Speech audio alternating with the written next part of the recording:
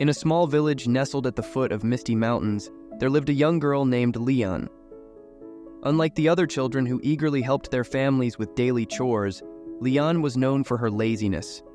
She would spend her days lounging under the shade of a large banyan tree, daydreaming and avoiding any form of work or study.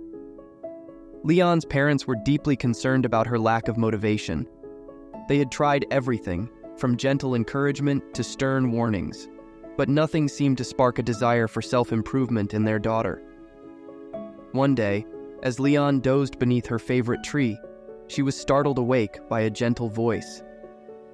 "Ah, what a comfortable spot you found." Lian opened her eyes to see an old monk standing before her, his eyes twinkling with kindness. His name was Master Chen, and he was known throughout the land for his wisdom. "It is comfortable," Lian replied with a yawn. "Why would I want to be anywhere else?" Master Chen smiled. "I understand. But tell me, young one, have you ever wondered what lies beyond this tree, beyond this village?" Lian shrugged. "Not really. It seems like too much effort to find out." The old monk nodded thoughtfully. "I see. Well, would you humor an old man and join me for a short walk? I promise it won't be too tiring." Reluctantly, Lian agreed. As they strolled through the village, Master Chen pointed out things Lian had never noticed before. The intricate patterns on butterfly wings, the determined march of ants carrying food, the vibrant colors of flowers in full bloom. "You see, Lian," Master Chen explained, "the world is full of wonders. But to truly appreciate them, we must be willing to look closely and make an effort to understand." Lian felt a tiny spark of curiosity ignite within her.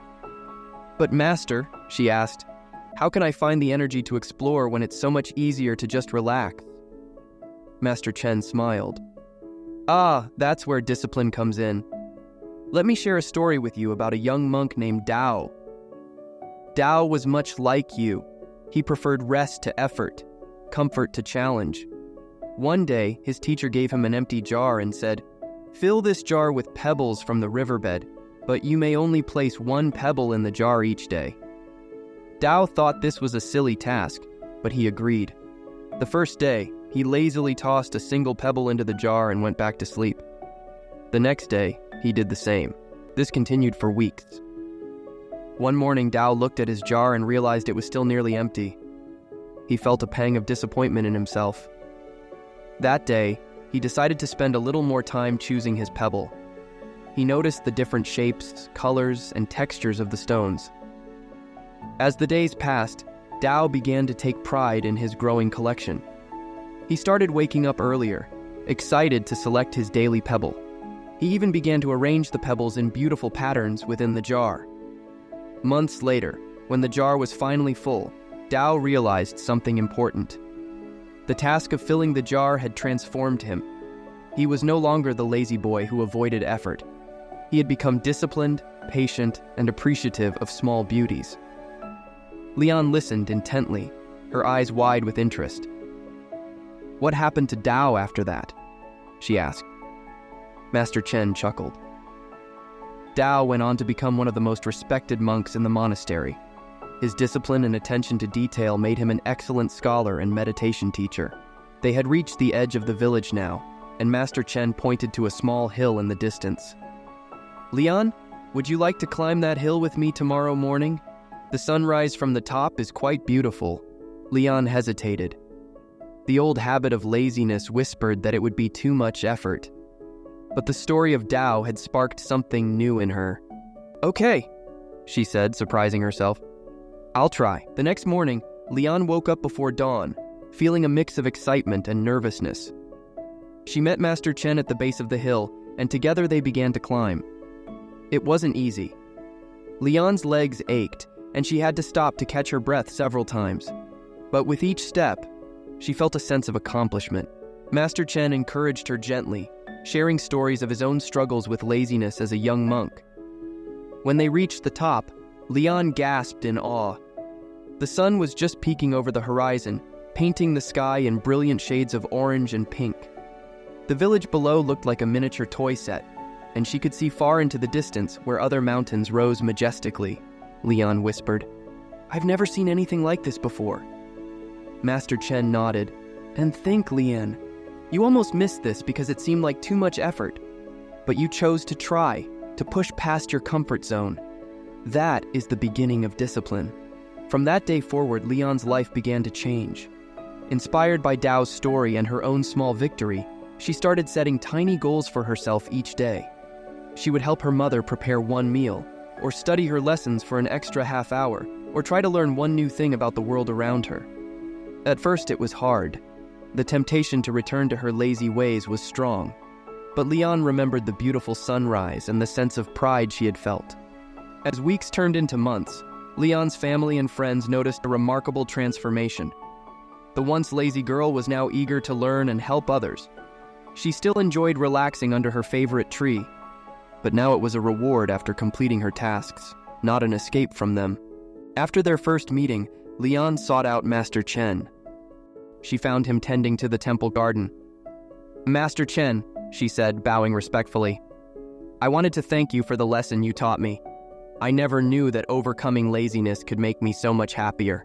The old monk smiled warmly. "You did all the hard work yourself, Lian. I merely pointed the way. Tell me, what have you learned?" Lian thought for a moment. "I've learned that discipline isn't about forcing yourself to do things you hate. It's about finding joy in effort and growth. It's about respecting yourself enough to nurture your potential." Master Chen nodded approvingly. "Wisely said, young one. And what would you say to someone who struggles with laziness as you once did?" Lian smiled. "I would tell them to start small. Pick one tiny thing to do each day, like Dao with his pebbles. Be patient with yourself, but keep trying. And most importantly, be curious about the world and yourself. There's so much to discover when you're willing to make the effort." "You have learned well, Lian. Now, would you like to help me plant these new flowers? I could use a pair of young, energetic hands." Lian's eyes lit up. "I'd love to, Master Chen. Let's get started." As the sun began to set, casting a warm glow over the temple garden, Lian and Master Chen finished planting the last of the flowers. Lian stood up, brushing the dirt from her hands, and gazed at their work with pride. She realized that her journey from laziness to discipline had been much like tending this garden. It required patience, consistent effort, and care, but the results were beautiful and rewarding. Lian's transformation had made her an inspiration to others in her village, a living example of how small, consistent efforts can lead to remarkable changes. As she walked home that evening, she felt grateful for the lessons she had learned and excited for the future she was creating with each small, disciplined action. She knew that as long as she kept nurturing her good habits, like the flowers in the garden, her life would continue to bloom with possibilities. Lian's story serves as a reminder that within each of us lies the power to overcome our limitations and awaken to our true potential. Through curiosity, effort, and the willingness to grow, we can all transform our lives, one small step at a time. Moral of the story: how to overcome laziness and become disciplined. Start small. Like Dao with his pebbles, begin with tiny, manageable tasks. Consistent small efforts lead to significant changes over time. Cultivate curiosity. Explore the world around you. Curiosity can be a powerful motivator to overcome inertia and laziness. Set daily goals. Establish small, achievable objectives each day to build momentum and create positive habits. Embrace discomfort. Growth often lies just outside your comfort zone. Be willing to face challenges and push your boundaries. Find joy in effort. Discipline isn't about forcing yourself to do unpleasant tasks. It's about discovering satisfaction in hard work and personal growth. Practice patience. Change takes time. Be patient with yourself and celebrate small victories along the way. Seek guidance. Sometimes a mentor or teacher can provide valuable perspective and encouragement on your journey. Reflect on progress. Regularly take time to acknowledge how far you've come. This can boost motivation and reinforce positive habits. Connect actions to purpose. Understanding why discipline matters to you personally can fuel your determination to overcome laziness. Be consistent. Like tending a garden, discipline requires regular care and attention. Consistent effort yields the best results. Remember, Overcoming laziness and building discipline is a gradual process. With persistence and the right mindset, anyone can cultivate the habits necessary for personal growth and achievement. If this story inspired you to overcome laziness, hit that like button. Share your own discipline tips in the comments below. Don't forget to subscribe for more motivational Buddhist wisdom stories. Together, let's cultivate discipline and grow.